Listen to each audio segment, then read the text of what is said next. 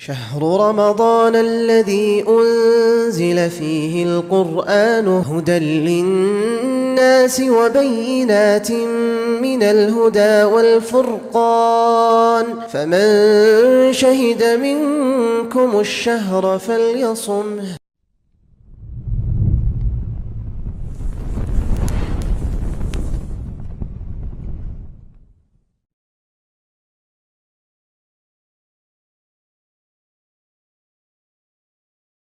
بسم الله الرحمن الرحيم.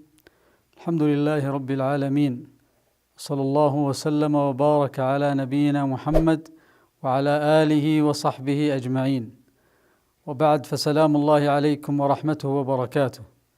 وأسأل الله تعالى بأسمائه الحسنى وصفاته العلى أن كما بلغنا رمضان أن يتقبل منا صيامنا وقيامنا.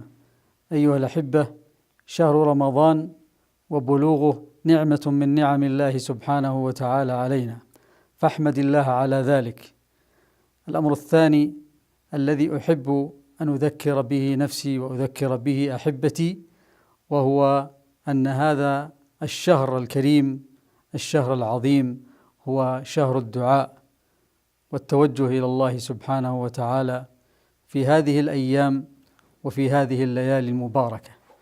تدعو الله سبحانه وتعالى وأنت موقنا بالإجابة، تدعو الله سبحانه وتعالى وتتضرع إليه مبتهلا خاشعا خاضعا لربك سبحانه وتعالى، وأنت موقنا بالإجابة، وأنت ترجو أن يجيب الله دعاءك وسؤلك، وخاصة في الثلث الأخير من الليل، وخاصة بين الأذان والإقامة، وخاصة في السجود. قال صلى الله عليه وسلم: أقرب ما يكون العبد من ربه وهو ساجد، فأكثروا من الدعاء فإنه قمن أن يستجاب لكم. وإذا دعوت الله سبحانه وتعالى أعطاك الله إحدى ثلاث: إما أن يستجيب الله لك دعاءك، أو يدفع عنك بهذا الدعاء مصيبة، أو يدخرها لك إلى يوم القيامة.